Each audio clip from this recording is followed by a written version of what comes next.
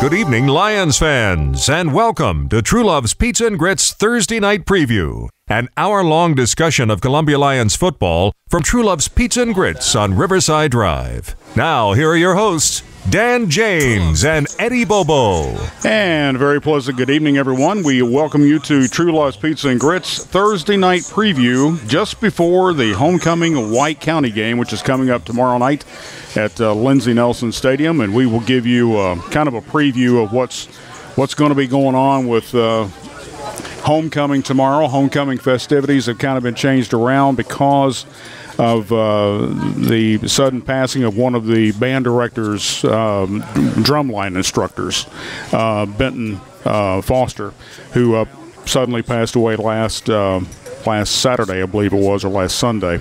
So tomorrow, the homecoming festivities are going to be in the morning as far as the homecoming practice, starting at 8 o'clock. And that's going to be followed by Lion Olympics probably around 9:30. And then following that will be a pep rally. So, Coach, am I pretty much on? That's the way I understand it. Okay. Yep. So then we'll have all of that to go on. Unless it changes again. Unless it changes tomorrow. Then Benton Foster's funeral will be at 1 o'clock tomorrow at West 7th Street Church of Christ. So those band members will be allowed to, I believe, go to that service at 1 o'clock. So, you know, it's been kind of a tough week. Chip Matlock's grandson also passed away this past week, so I went to his services yesterday. Yeah, that's in been Murfreesboro. A tough week for Chip. It's been good friend of the program and been around helping us forever. That's a tough blow for his family. It is. So it's been a hard week for the Columbia Central High family, and tough loss again Friday night from Shelbyville. It looked like in the first two quarters in the first half that it looked like we were both playing in quicksand. A little bit. Well, it was a defensive struggle. It was. The week before, Shelbyville's quarterback was the player of the week or whatever, threw for 600 yards. So, we spent a lot of time working on defense. We were going to make sure that he didn't throw for 600 yards against us, and he did. Well, but it's not the passing. I think the whole game he only threw for what, Dave? 130 something yards. Yeah. I mean, we controlled the pass really well, and it was one of those games that you go into it with our offense, who has the ability to strike and put a lot of points on the board, and with their offense and a quarterback that throws, you would have thought, this is setting up to be a track meet. And halftime it's 7-6. Yeah. Right. And we go in the locker room, and I'm a defensive coach. I'm excited. I mean, we held him to 6 points. We had him under 100 yards at that point. I'm excited. Right. Our kids are so offensively minded that when the offense isn't clicking, they mentally aren't always clicking. Right.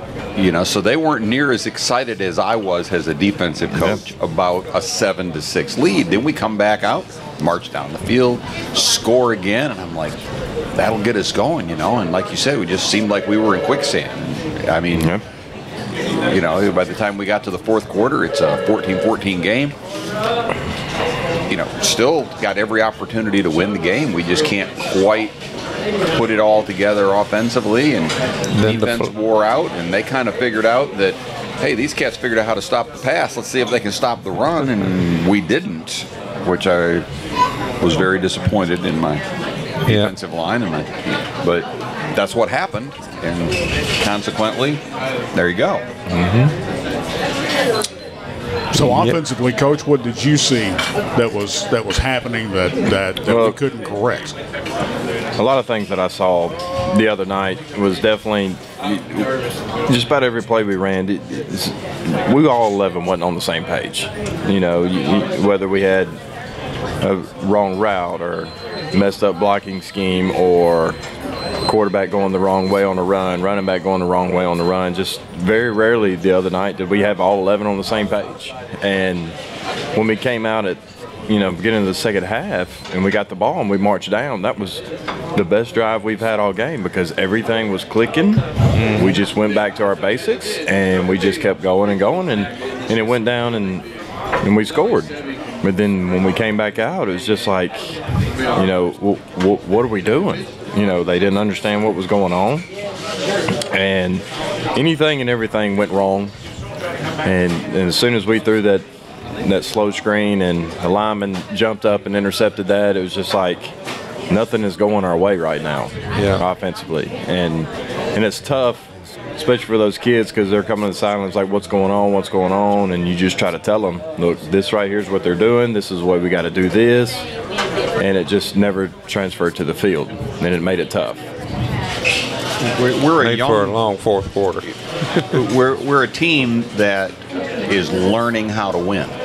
You know, last year we didn't win. Right. This year we've won some games, but we don't have the maturity. We haven't learned how to win a game like that. That doesn't go. The game's still very winnable. We still have plenty of talent to win the game, but you really have to stay mentally focused and have everybody have everybody's back.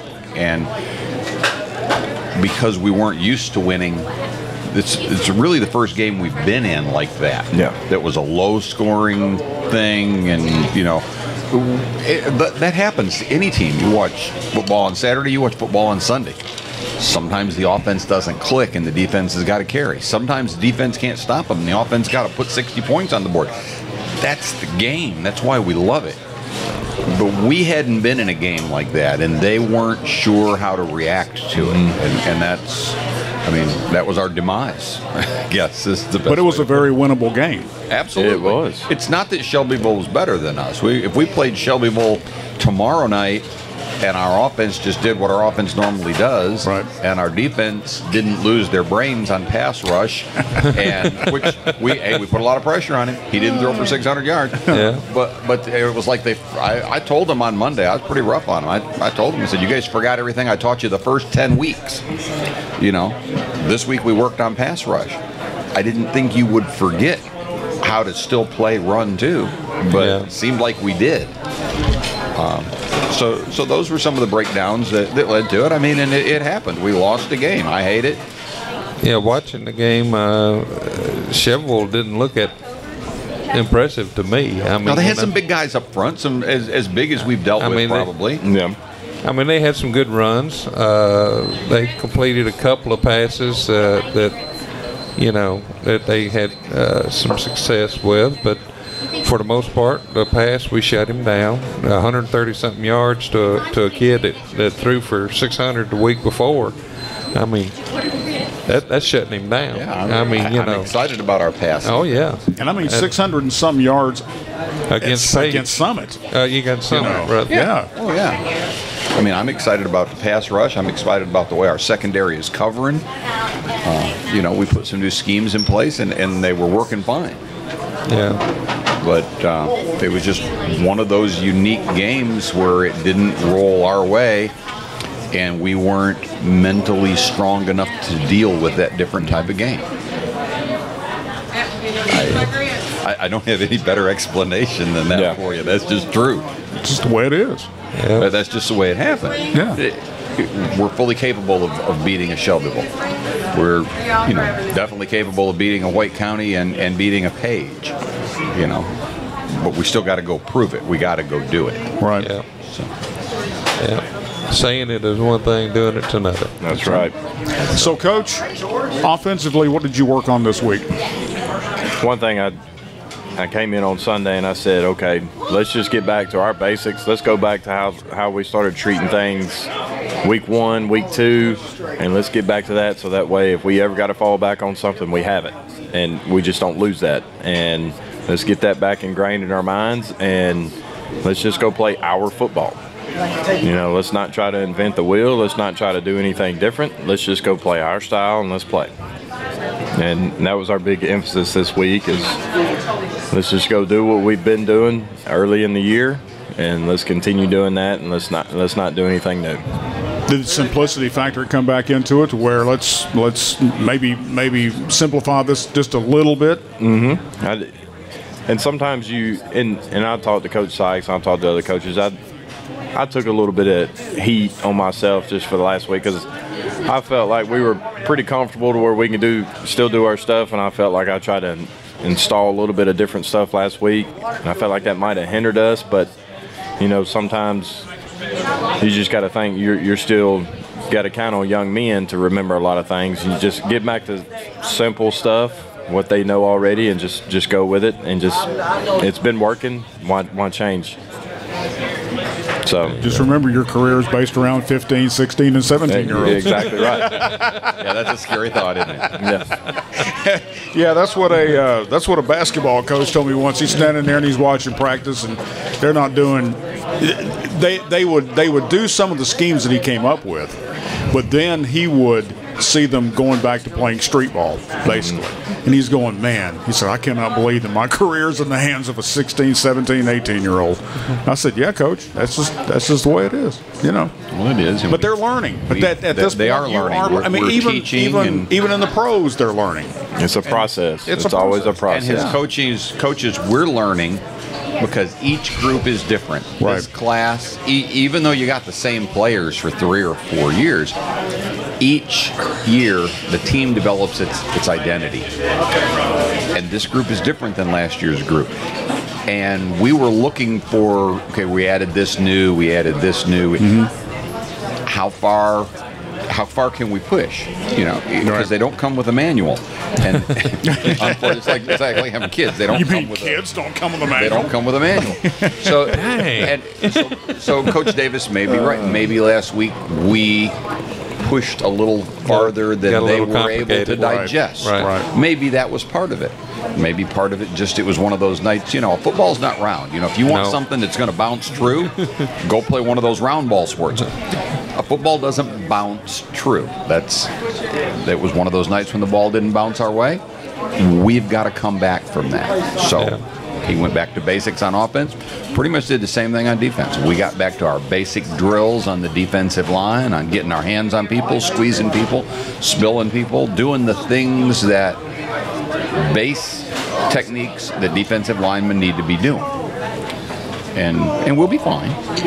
You know, we're going to be okay. And this is a good week to come back. You know, I mean, it's not a juggernaut coming to town. Doesn't mean we don't have to go play. You don't overlook anybody. You have to go play. But this is a good week. Because this is one of those teams that can come in, and if you're not on your game, it's going to trip you up, especially at homecoming. They have some talented players. Yeah. And they're hungry. Sure they are. They're our team last year. Yeah, they are. Yeah. They're our team last year. They're struggling for an identity. They're struggling to find a win. But it doesn't mean they don't have athletes. You know, we don't have a lot of new athletes this year from what we had last year. Now, we had a few that were injured, but we had a lot of the same players last year, Coach. Yep. And we had some talent. We just couldn't find that way to win. Didn't mean we weren't dangerous. Doesn't mean they're not dangerous. We got to go play the game. Right. Speaking of injuries, did we get anybody banged up? No, I don't think so. I don't think anybody's banged up. Bryce Mangrum should be back this week. He's back. So Hallam's is the only one who's still his ankle's still not back full tilt. So Darian looked like he got a little. He took a lot of shots the other night, and it was just. He came up a little gimpy there in the third quarter. It's just a little pounding he took and everything, but he's back. Everything's fine with him. Okay. Fine with him, and it's just. He just took a huge pounding the other night. Yeah.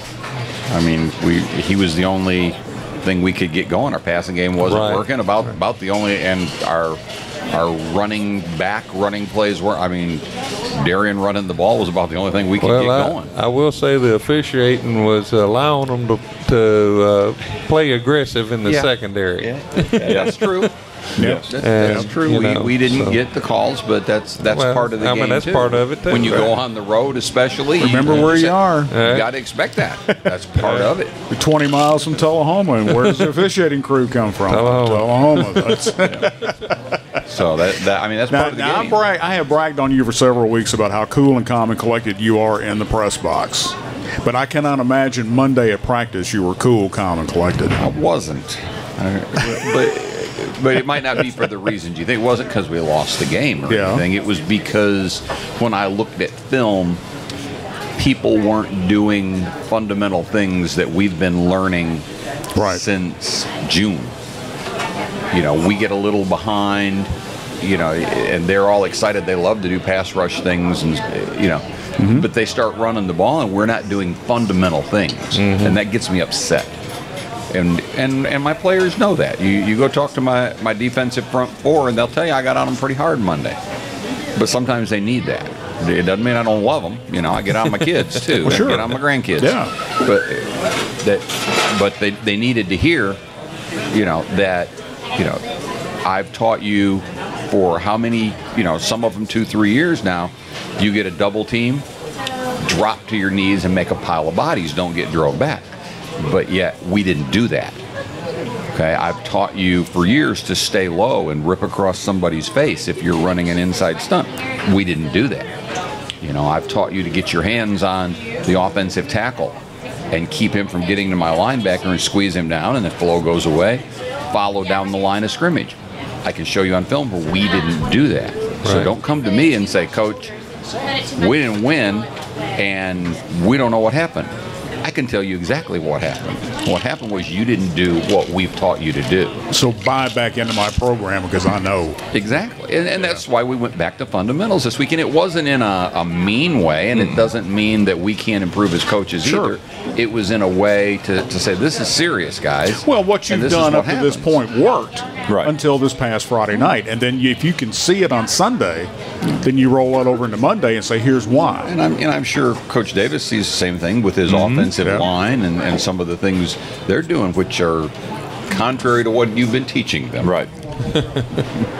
and that's all it is. It's just like he does with his D-line, I do it with O-line.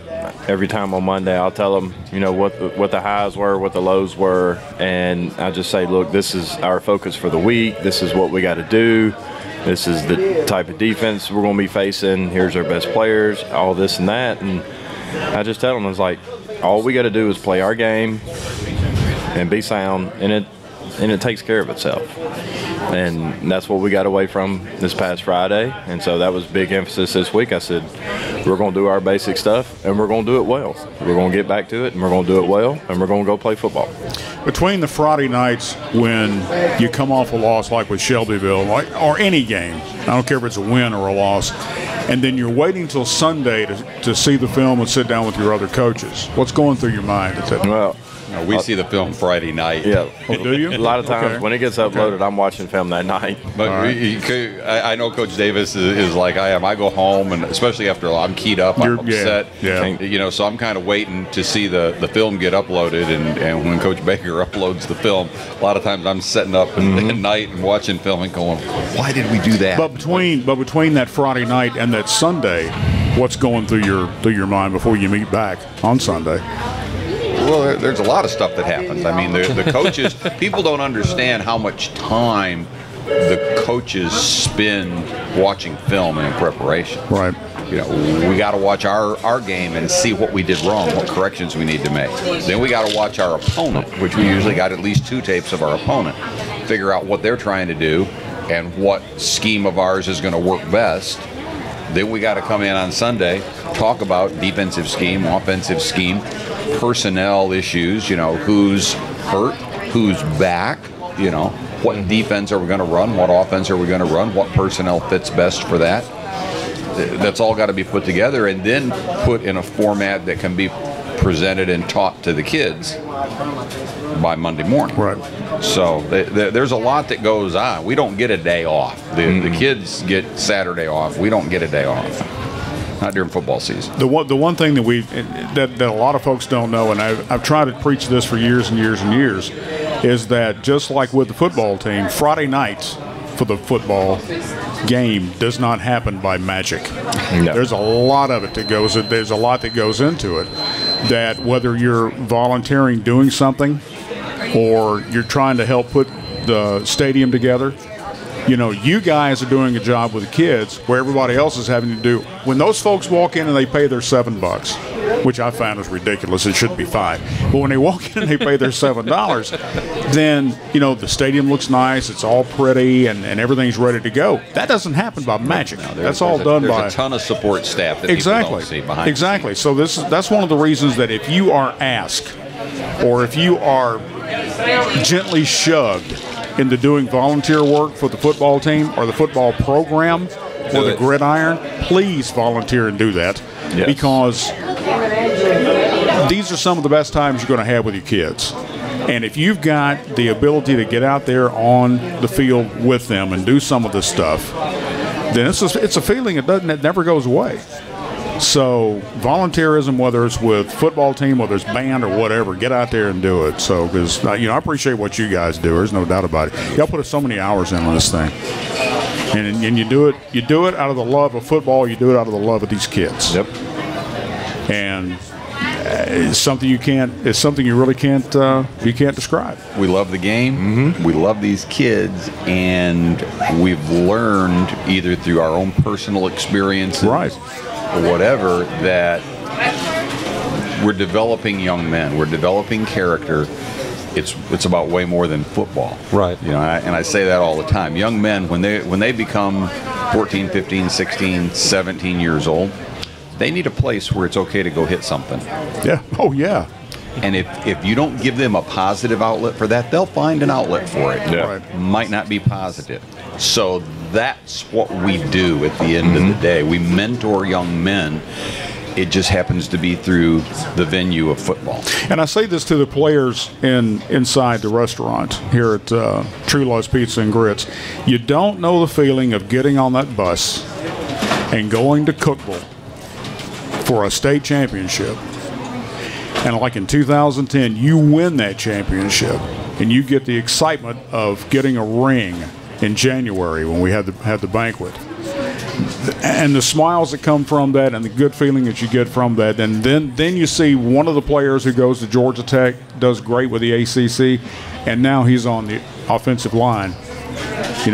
He's the right guard for Tom Brady and Shaq Mason. Well, and there's several other young men from that 2009, 2010 team that have become exemplary adults. One of them is on our coaching staff now. Coach Lockridge played in 09, and now he's a teacher. He teaches special ed. He affects other young lives, and he's back coaching football. See, that's the goal. Yeah. Yes, we want to win football games, but that's the goal. Right. Is to produce. That's the goal. Is great to produce good citizens and fine young men. I see a few of them standing there. Yeah, they're ready Fine young men. They're ready to jump in there. Ready to jump in and talk. They're ready to jump in and talk. I guess that's telling me to move. Yeah, slide on over, Dave. If you want to slide on over, we'll get squeeze them in. take your pizza with you, man. Don't we don't want to bring it over here where I can reach it. Pizza over here where I can reach it. Well, we can't get y'all in here at one time. We'll get as many as we can get a couple. That's right. That's true. Scoot over, Andrew. We'll get you two, and then we'll get Corey and Lenton in a minute. There we go. Not that close.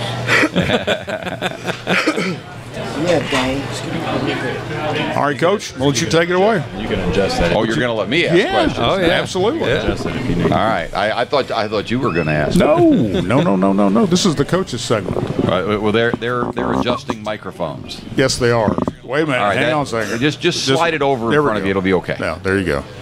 I don't think it's going to pick up both of you. No. So, Andrew, are you excited about this week? Yes, sir. Okay, we're not going to talk about last week. We're going to talk about this week. Excited about this week? Yes, sir. Okay, is your wrist feeling a lot better? No. No. Okay, Andrew's been playing with an injury all year, but it's getting better. Early on, he was struggling to tackle because you couldn't grip people, really. Yeah. Okay, but I think you're doing a lot better, and you're playing outside linebacker position for us this week. So tell us about preparation for this week. Well, this week we're just preparing. Is like coming against 0-8 team, we have to even though they're 0-8, that we still have to try hard and practice hard because you never know what's going to happen, and they could come out or we could come out with the victory, and we just have to prepare. So do you feel like defensively? Hey, have we made things a little easier this week than it was last week trying to cover all those pass routes? Yes, sir. A lot easier. Well, that was the goal. So all right. So what's the outlook going forward here? We got White County this week. If we win that, where does that put us? Coming up to the Page. Coming up to Page, but if we beat White County, we'd probably make playoffs, right? Yes, sir. That's a pretty good shot. So then we're playing Page for our seeding in the in the playoffs, right? Yes, sir. So these next two games are really important to us. really important. So we got to use this week as a week to work on getting better, even on Friday night, to get better for that next game. Yes, sir. And your kicking has improved tremendously. and we're impressed with that. So when we have to have that three-pointer, do you feel confident enough that you can bring it to us? Most definitely. Good. Good deal. So what's the You know what yard I'm really marker? digging, though? How close can we get? You know what I'm really digging here, though? The glasses. I love these glasses. I have got to get a pair of those. That's like way cool. Yeah. I'm telling you, man. In high school, I would have never wore something like that, but I'll wear those now. I had a pair like that back in the ninth grade. They do look good, man. Thank you. Wow. So Andrew, what's the confidence line? How close do we got to get it for you to make a field goal? At least the 35. If we get it to the 35-yard line, you think you can make it? Yes, You sir. made one the other day from the ball's on a 35, like a 49-yarder in practice sir. or something. Cool. Yeah, so we're getting range out there. Coach Davis would probably say we're more comfortable we get inside the 20, right? As long as he's making it, doesn't matter. That's a Coach Holt's decision. Points on the board is a positive sign for us. There you go. There you go. There you go. Exactly. Absolutely. Yeah. So Dane, you're the setter for Andrew. Is that kind of like being a catcher for a pitcher, or are you like? Do you have to like give him a pep talk before the kick and say, "Come on, man, you can make it"? Yeah, I guess so. I do about every time. I tell them we need this one because those extra points matter. When we go out there for an extra point, I mean, you could see in games in college and in pros, and teams lose by 1 point by a missed extra point, right. which it's a big deal. You have to cash in on those opportunities when you can. So Dane's the setter for that. Dane's our punter right now, and he's our backup quarterback. And he's been put in some tough situations. You know, sometimes the snap's not perfect, and you still got to get it down for the kicker. Last week we had to punt out of the end zone. Was that fun? It was not fun. You have about Well, 5 or 6 yards to work. How much pressure were you under coming out of the end zone? It really wasn't that bad, honestly, because I mean I had Will back there, and it wasn't that bad. I got it off, and I think we got a 25-yard punt out of it, which is pretty good. All right. Yeah, we haven't been. You know, he's not booming 40-yard punts, but he's got That's good not hands. to say he can't boom 40-yard but we're catching the ball, and we're getting the ball moved the other direction. In that case, we punt out of the end zone, we kick it out to the 32-yard line, then our defense stops them, and they don't score, which is huge when you end up backed up on your 2-yard line. Mm-hmm. You know, so that gives us a fighting chance when things like that happen. So good deal. Guys, what about this week? What do you think? What do you think about tomorrow night? I mean, I think we still got to play hard because any team can beat us on any given day. We thought we were going to beat Shelbyville, and we didn't. So we gotta come out there and play hard, and then next week come back and prepare for Page. That game's just as big as this one. could be bigger. Yep. Could be bigger. We don't want to play beach. That's one beach you don't want to go to. Yeah. And that's not being honest. That's not a sunny beach. No, it's not. That's for sure. That's true. That is true. Guys, you got anything else you want to share? No, sir. Oh, okay. All right. All right. So Dane, how much pressure is it having your grandfather on the coaching staff? Try to make it none. I mean, that's a difficult question to answer. I give him a hard time sometimes. It's okay. We get to spend a lot of time together. I don't cut him much slack. Yeah, but see, there's not a lot of kids that get that. Yeah. You know, It's a good experience. so that's great experience and true bonding between them. Yeah, we've been together doing this football thing a lot of years. I was the ball boy for the state championship team in the year that we lost the state championship. He actually got to ride that bus to Cook Bullet back. He was a ball boy in the state championship year, so Cool. so he knows what that feeling's like. Oh yeah, yeah. Would you like to have that feeling again? You want that feeling again? Yes, sir. I would love to have that feeling again. It's a great feeling. It is. It's wonderful. All right. All right. You want to let the other two slide in? Thanks, guys. Appreciate it. Here comes George Strait. Yeah, here comes our George Strait lookalike. Here comes George Strait. George Strait. Keith Urban. Yes. Okay, maybe not. So, Corey, how you feeling? Pretty good. Ankle good? Yes, sir. You ready to go? Yes, sir. I'm going to set a goal for tomorrow night. 206. 206. 206. You're going to rush for 206? That's a pretty aggressive goal. I said What's the significance behind the 06? 06? Maybe I'll try and pass Jazarius. Okay. What do you have, 205? He had 206, so I'm going to try and pass him. Okay. All right, so you need 207. So then you need 207. Okay. Or either 210. Yeah, just go for 210. Huh? Whatever happens. All right. So how's preparation been this week? Pretty good. I feel like I've worked myself a lot at practice this week, and our offense is doing a lot more better than how we have been. Well, let's get the coach's perspective on that. Do you agree with him?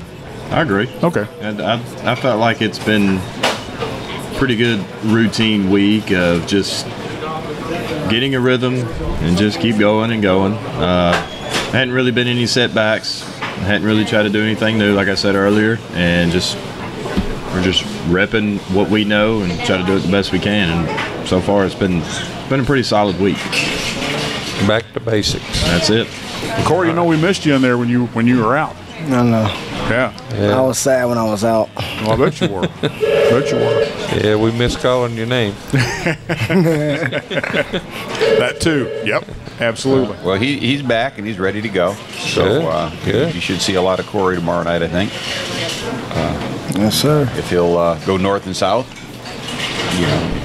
if our offensive line just creates a little crease, I'll make it work. I think we got a chance to make it work. All right.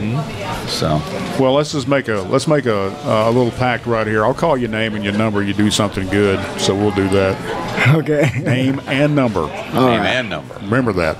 All right. I It's will. not just feels on the carry. If you do something good, you do break a 15 or a 20. And I'm gonna give you name and number. All right. I got you. Eddie makes me do that. What are you going to do if he hits the 206? Oh, then we're gonna call him out. Yeah. We're gonna call 207. 207? Yeah. Yeah. We'll Call him him George out. Strait then, right? Yeah, exactly. Call him anything you want. So, Linton, how you feeling? I'm feeling pretty good. Getting back in the routine. Feeling pretty good. You were hurt early in the season. Yes, sir. Shoulder injury, I think. Sir. And, Yes, sir. It took a while to get back in the swing, but Linton's back in the rotation on the D line. Good. And probably see some O-line this week too, I think. But definitely on the D-line, he's been in the rotation at nose guard, and he's getting in there and fighting the fight. It's kind of like I talk about Josh Hand. Mm-hmm. There's not a lot of people that are going to know when he's doing a good job. I'm going to know. Coach Locke will know. Okay. Yeah. Your grandpa will know. Yes, sir. Big Con will know. I'm sure he gives you an evaluation. But that's a tough battle when you're in there playing nose guard and Expect a double team nearly every time. yeah. Yeah. You're getting lots of double teams, and, Right. and you're just trying to clog up that hole, and there's a whole pile of bodies, and sometimes you're on the bottom of it, and you don't really know if you made the tackle or not. You just grab somebody's ankle under there. You don't find out till later. Somebody says, "Hey, man, good tackle," and you just go, "Yeah, okay." So how's it been getting back in the mix? At first, I was kind of worried a little bit, putting a lot of pressure on my shoulder. But once I got in the swing of it, it just feels natural, and I feel glad to be back. Good. So, Good. Okay, and you're a junior, right? Yes, sir. So you're going to be back next year. You're going Yes, to be sir. one of those guys that we're going to have to rely heavily on. Yes, sir. Next year, one side of the ball. Yes, sir. I think Coach Davis and I are going to have to arm wrestle over that. Well, we're going to. I don't know how many we're going to have depth-wise. You may just have to go both ways. Yeah. We don't have a lot of big guys, so there may not be any arm wrestling. We may just say, Linton, get in good shape because you go Yes, both sir. ways. Yes, sir. I'm fine with that. When you stop and think about it, though, losing 21 seniors is going to be a big hit. It is. We're going to have to fill a lot of holes. But because we brought the freshman and sophomore up last year, then you still got holes filled, right? Well, we've got a few holes filled, but there's a lot of questions. I don't want to get the cart in front of the horse. But exactly. But at least on the defensive line and in the receiving core, which are the positions I quote. I was impressed. I got a lot of question marks right now. I was impressed with the combination freshman and junior varsity game the other night. I thought, our kids did a great job on that. I think they did. They showed some scrappiness. Yes, they did. Made me laugh for that. And that's exciting to see. They had a goal line stand, and they got out there and they fought the whole game. We won the JV freshman game against Shelbyville, right? Which made thrilled Coach Tillman. Coach Taylor told me to tell y'all that I'm gonna be running next season.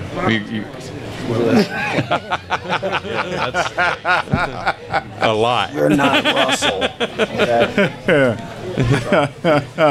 You're going to be running a lot. Now, Coach Taylor, don't go very far. We're going to put you on there. All right, sounds put you on the spot. All right, Coach Taylor's filling him up with something. You were talking earlier about football giving the kids a chance that outlet to hit somebody or hit something or whatever. I think the girls rugby team, I think that's what made them so successful, is they give them a big outlet to hit something. When you're a teenager, it does. It does help. If you just got a punching bag, you got to hit something somewhere. That's right. So fellas, any parting shots for us? What do you think going forward? You excited about tomorrow night? Yes, sir. So what's your prediction? Probably what score? Score-wise? Okay. Yeah. What's your prediction? 80 to a goose egg. 80 to a goose egg. Okay. Boy, that's a lot of points. Yeah, at the end. A lot of pressure on both sides. At Coach the end, Davis and I both got our work cut out. At the end of the night, I might be calling your name out on that one, Corey. I ain't so sure about 80 to nothing. I don't think he realizes that once you get up by 35, it's a running clock. Running clock. Yeah. Clock goes fast. Yes. We did have that happen once this year, didn't we? Yeah. 40-0. Yeah. Dixon County That's game, right. I think. That's right. At our house, we had it. That was Hillwood. That was Hillwood. Against Hillwood. Yeah, that's been so long ago, man. It seems like a different season now. Yep, it does. All right, I appreciate you guys coming in. Thank you. It's really hard to believe that we are at the end of this. It seems like forever ago. We would like the season to Coach continue, but we are at the virtual end of the Lions season for 2017. The regular season. I mean, a week from tonight, we'll be talking about the last game of the regular season, and then, like I say, hopefully we'll have some postseason things to talk about. Hope so. Now, wait a minute. Whoa. Where did you get a Columbia rugby shirt? My good buddy, Coach LaFon, gave it to me. Now, we had to earn ours. What have you done? I did the score a couple times. I did. So, I did a scoreboard, So we do the whole season, and we get a shirt, finally, and you do it a couple of times, and he gives you a shirt. I got to talk to LaFon. I think you do. I think you do. But we go back though. So that was, I feel slighted. You got a shirt. Yeah, I did. We did get a shirt. Yeah, exactly. Now there's where you could take some of our guys, and you could teach them how to tackle. The way these girls in rugby tackle. Absolutely. I'm telling you. The rugby tackling, though, honestly, it's the way to go, though. We do a little bit. We do a lot of rugby tackling at practice, especially in the summer. We did rugby-style tackling, trying to get the head out of the tackles to, reduce concussions. But also, man, it's a good way to, we teach them to drive their legs and stuff like that and not give up so many cutbacks, because the rugby tackling is pretty good. They get to hips and then it prevents you from cutting back. So we do a lot of rugby tackling, and me and Coach LaFon, we definitely have conversations about rugby tackling. So I think it's a new way to go. Pete Curl and I forget the assistant coach's name, but they have done a lot for tackling in NFL and college football with the rugby tackling now. So a lot of teams have gone to that. We do that. Coach Oath uses the I don't know if y'all seen those circle donut tackling dummies, but the tackling rings, he uses those a lot with his DBs and outside linebackers. So we try to do a lot of rugby-style tackling to help prevent injuries, for sure. Good deal. Because those girls are serious. They are. If anyone hasn't seen a Columbia Central women's rugby match, they should definitely go check it out. Those girls are intense and they're good, and it's a whole lot of fun. I love when I get to go out there. Not being here last year, I didn't get a lot of opportunities to go out to a rugby match. So I'm looking forward to it this season to be able to catch some more and see what they're doing this year. Come up and run clock for us. I might if he wants me to. Somebody needs me to. I could do that. We need you to do that. I mean, watching them play is almost like watching female Tredarius Goffs out there. Yeah, they got some studs out there. I'm gonna tell you, there was a couple of them last year that would stiff arm and absolutely bowling ball the girl over. Right. Yeah. Right. I've seen some wheels too. Yes. We've seen some people running. Yes. I could use a kick returner, maybe. I got a couple positions I think we could fill with some of those girls. Yeah. Would there ever be a time when Columbia Central would entertain bringing a female over? You talking to the wrong cat? I'm just asking. Yeah, Shelbyville had a girl on their team. They had a girl kicker. Varsity did, and there was a lineman in the freshman JV game that was a girl. So really, it's not out of the realm of possibility. I don't know who you need to talk to, but I can safely say it's none of the three of us. Well, I know that. I know. Yeah. I can't answer that question, but I'm not opposed to anybody who can block, tackle, and run. Yeah, because I don't know if any one of you three has the word head in front of coach. So exactly. So that's something we'll have to save for a later discussion. But I can imagine, as hard as these girls hit, and they don't have pads on. Some of them got these little helmet things. Coach, can you explain what those are? They look leathery and I couldn't really tell you. I mean, it's just a little bit of padding. Okay. I'm a little bit old school in that way, though. Rugby, as part of the reason, safer, I think, to some extent. You wind up with other injuries, but that face mask does a lot. We have, as coaches, have to try to convince players it's not good to lead with your head and all that stuff. These boys specifically, these teenagers, they get to putting that helmet on, and you hit it, and it makes a nice little knock sound. And those face mask bars, you put those on, and they start to feeling invincible when they're really not. I really think, to some extent, not to try to usher in a new wave or old wave of football, however you look at it, but you take those face masks off, I think that they wouldn't be so bullish to run in there with their heads and try to crush everybody. So rugby tackling, I think they're a whole lot more willing to learn how to tackle properly because they don't have the face mask and the harder headgear. Well, Lou Holtz said that they need to take the face mask off the helmets. I don't disagree with him. I think there's some merit to it. I don't really know about any studies or whatnot, but I do think that you get rid of the face mask, people aren't so willing to. Yeah, they would think twice. It's a natural bring a shoulder and an arm to protect your face. Right. So that would stop a lot of these head-to-head hits that we get. For sure. Might be missing some teeth though, but yeah, but bloody those are replaceable. Right. Broken and bloody noses. Yeah, who hasn't had one of those? I have. I've had a bunch of them. Yeah, I have. So. Yeah, I got a deviated septum. I was kind of scrawny as a kid and couldn't keep my mouth shut, so I've had a couple of those. I had two older brothers. I was the baby of the family, so I got picked on a lot. So how do you prepare? I mean, I know we went back and we lost to Shelbyville and we saw the films, and then we came back in Monday with practice. And how do we prepare for an 0-8 team? That's a challenge sometimes because kids are smart, and so we some of the things we did in practice this week. Coach Davis came to me the other day. He said we got to get some competition going, and so we changed up some of our drills a little bit. We're still working on the same things, but we let them compete with one another. Right. This is the ninth game of the season, and the same old drills are the same old drills, and they get a little old.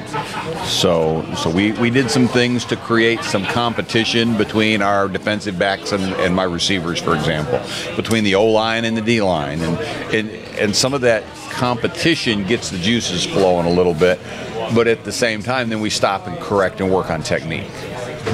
So those are some of the things you have to do, especially when you're preparing for an 0-8 team, because they're 16, 17-year-old kids, and Well, what can we expect offensively out of White County? They more of a run oriented, or Coach Taylor? I'll take it. They like to run the football. They do. They've shown us a lot of about everything we've seen this year from flex bone. They spread. They'll go triple option like Dixon County did. They started off running the wishbone at the very beginning of the season. They moved to flex bone, which is, it's sort of like Georgia Tech's offense, basically. Right. And then the last few games they've been running a spread offense. They've come out in 4 wide receiver sets. They've come out in 3 wide receiver sets. Running back, full back in the backfield, 2 back shotgun stuff. They've come out empty a few times. So they've run pretty much the gambit of offenses. But really, even when they go spread, it's to kind of say, hey, we will throw it, but they want to run the football. They have a kid who actually I think started the year at running back. He's number 20. He's been their quarterback lately. I don't know if he'll still be on Friday night or not, but he's been their quarterback, and they want to run the football. They'll run it with him a little bit. They run some zone read stuff, and he'll pull it and go. They run counters. And they have moved the ball this year. I'm sure their coaches have been sick, watching the games a little bit, because it's usually things they've done that shot themselves in the foot, whether it's a fumble or a holding call that got them behind in the sticks and stuff like that. They haven't had scored a whole lot of points this year, but we watched them move the football. We watched them play Summit, and they moved the football on Summit. They didn't score, but they moved the ball, 40, 50 yards, on a possession, and then there would be a mistake, and Summit would make a play, and Summit's a really good. They have a really good defense, and they'd make a play, but they came out in that flex bone style defense, and they were running some option stuff and messing with some of his outside linebackers and giving them a hard time. So it's I couldn't honestly tell you what they're going to run on Friday night, because they've run so much stuff that they can run anything. But I would expect a spread offense, to be honest, and they're going to run the football. They're going to try to run the football. So don't be surprised if they turn and go to the wing T then. Huh? Right. We've seen them run some wing T plays. If they've seen our film like we've seen theirs, maybe they'll be running wing T, because it's giving us fits. So, they're a team that's searching. You can tell they've been searching for what's going to work with their personnel. Just like what we did last year. Yeah. So they search a little bit. But in that particular situation, would it make it so complicated for their kids that's one of the reasons they might be 0-8? I do. I think that, you go back, you look at their, some of the turnovers they've had, it's because they've used, 3 quarterbacks this season, or have a different running back, and you have different cadences and, different linemen. We literally, at the end of their last game, they had a number 55 running the football. I don't know how often he's had carries in practice or whatnot. He didn't do a terrible job, and he's a decent back, but, he's a lineman that can play running back, and they use him. So they've had attrition, kind of like last season's version of Columbia Central. A lot of players, injury bug and whatnot. So that different personnel and then different offenses I think they're trying to figure out how to maximize their personnel, but that definitely changing quarterbacks, running backs, changing offenses, it definitely keeps them from having the amount of success and having sustained drives, where a lot of teams you see them do, like I said, Dixon County's, sticking, this year going to that veer option type offense and running that, or a Summit running wing T, or or Shelbyville being an air raid style offense. They've gotten used to it, and they're pretty good at doing one particular thing. I think if White County is too, and they're gonna, down the road, whatever they choose to stick with and maybe get some more health and get some more players, they got some potential out there. They just haven't been able to put it together. It hadn't been a good year. So, but they can move the football. Do they have any key players that we need to? I would go back to number 20. They have a number 5 too. He's played quarterback and running back as well. Number 20 is he's pretty shifty. he can move it. He's not super fast. He doesn't throw it very far, but he's pretty shifty. So if he has to tuck it and run it, he can get yards, and he's pretty quick pulling that ball on his own read and getting out. So if he's the quarterback, then he can do damage from there. Or like I said, when they ran some wishbone, he was one of their running backs. So when they would lead with the other two backs, and he would just find a hole and go. So I would kind of say he's a key player. He's one of their better skill players at the very least. Does he have a tendency to fumble? The exchanges is where most of their fumbles have come from, not really like punching it out from a defender trying to get a hat on a football or anything like that. Most of them have run, they cover the ball up two hands when they're in a pile and stuff like that. But just I think it's like I said, from using 3 different quarterbacks and having different running backs on those exchanges. You're talking about options. You don't know if they're getting the ball or not. They fumbled the ball there. Some bad timing. So I think they may fumble the ball from that standpoint. But as a defense, you don't want to count on if a guy's carrying the ball loose. Maybe you can count on something like that being able to punch one out, but they don't carry it loose, so that's just kind of happenstance. Either they will or they won't. We don't want to kind of, as a defense, expect them to do something like that. We want to expect them to be able to get that exchange, and then we got to make a play. Coach, you've got 2 defensive coaches against 1 offensive coach right here. It's not balanced out. He can hold his own. My size, I balance out. Hey, what about your Tigers? They play tonight. They win tonight, they'll be leading their side of the conference. So hopefully they can come out. It's be a tough test for them tonight. But I know you've been going down to Memphis a lot to check them out. That's right. I see all these nice Facebook posts of you being in the. I carried Darian Davis down there this past weekend. Really? Mm-hmm. Let him go experience a little bit of that, and he enjoyed that. Took him down on the field. He got to meet the head coach. The head coach came right up to him, shook his hand. Asked him his name and what he plays and stuff like that. Got to know him a little bit. He walked away, and of course I looked at Darren. I was like, "That's a pretty special moment." He's like, "Yes, sir." And I was like, "Do you even know who that is?" He goes, "No, sir." I said, "That's the head coach." So that makes an impression. Mm-hmm. That makes an impression on a young man who you would like to see go play for the Tigers. That's right. Darian's that special. He's that special kind of quarterback. Mm-hmm. He's got the skills, and I think he's only going to get better. I do too. And I tell you somebody else too that we saw the other night that's going to come along in the JV freshman game is Brady McCandless. He's going to be a good quarterback at some point. I mean, he's improved since we've seen him beginning of the season, but really came on the other night. Yep. Yeah, played well. So I think the future of the Lions looks really, really good right now. So what we got coming up? We still need to recruit some big guys. That's right. Some linemen. Yeah, we got to get some linemen. We need some beef. That's right. Yeah, where's the beef?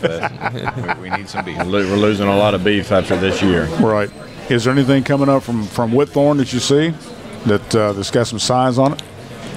They got a little bit of size. Whitthorne does. I don't know any of the players personally. I haven't seen them, but I looked at their team when I watched the game, and they got a little bit of size. Hopefully, they can play. We'll see how that goes.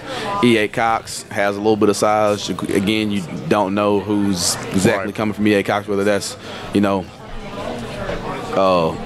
whether they're coming to us or that school up north. Either way, will remain nameless. Right. So hopefully some of those big boys should never be named. Yeah. Hopefully some of those big boys at E.A. Cox are coming too. But Whitthorne has some good size, so if we can coach them, get them coached up, and maybe they can be some help in the near future. But we'll see. Now we still have the co-op program with Culleoka, correct? Mm-hmm. We do. Okay. Do we have anybody coming over from there that you might know of? Culleoka. Yeah. There's a freshman right now. I don't know about middle schooler. You had to call his name several times the other night. All right. Yeah. Shane Cobb. He's a freshman linebacker. He knows, but one speed. I don't know if anybody's seen the hit he put on that guy on the interception or not. Yes. Yeah. Oh yeah. He's not afraid to come up and hit somebody. He'll hit. He had a couple sacks, some tackles for loss, chasing down some guys. He had the game clinching the interception, fumble recovery, absolutely. So he's what we call sudden. He arrives with intent. So and defensive coaches like that. I definitely like me some Shane Cobb. He I noticed him in practice one day, just running around. He's, helping us out, trying to, just make a play on scout team. And so I asked him one day, and I was like, what do you think about playing on varsity? Is that something, you want to do, get a jersey and dress out on a Friday night? And, these kids in 2017 are a little different bunch compared to, days back. But his reply, like verbatim, he says, it would be an honor. And I'm like, man, I haven't heard that one. You don't hear coaching, that. I'm 7 years in, and I haven't had a kid reply to me anything like that in any situation. He said it would be an honor, and I'm like, okay. And he's been yes sir, no sir, every single thing. He's not a kid. He doesn't talk much at all. But he'll ask a question if he needs to, but he doesn't talk much at all. And he's very coachable, and he's the kid. I talk about it. I call it a switch. He's that kid. He's a complete gentleman, good, smart kid in the classroom, and like I said, he's yes sir, no sir. But he gets on the field and he just wants to pound people. That's his thing. He wants. What does that go back to? Tredarius Goff. He was the same way. Right. He is very quiet. That kind of, but man, you put that helmet and those pads on. Absolutely, that's a beast. That's a good comparison from a demeanor sake. I hope he's on the field half of what Trey D is, but we'll see. But he's got a bright future if he keeps it up. Even though he's at Culleoka, but he's here and he's making strides every day. So he'll play some special teams tomorrow night. And he's been on kickoff all year. He'll play on a couple more special teams Friday night, and then we'll see if he gets in on defense or not. But that's the plan, to get him in on defense. But give him that Friday night feeling is what he needs, right. and he appreciates it. He's eating it up, with that opportunity. He appreciates the opportunity. So we're going to try to give him a little bit more and see how he handles it, and see if he can give us some help. Next year, maybe later this year, at least on special teams. Let him keep rolling. Soaking up that knowledge of football. Right. That's what's great. That's what's good to see. Definitely. Well, guys, we've got a couple, 3 minutes left. Of course, homecoming festivities tomorrow night get underway at 6:30. And then we have game at 7 o'clock kickoff. And then at halftime, and I wanted to mention this because Trevor and Blair both wanted me to mention it. This will be the first time that the Columbia Band's entire performance will be put on the field for 2017. So if anybody wants to see the halftime show, tomorrow night's the time to do it. Otherwise, it's going to be public performance sometime in November when they do it. So the entire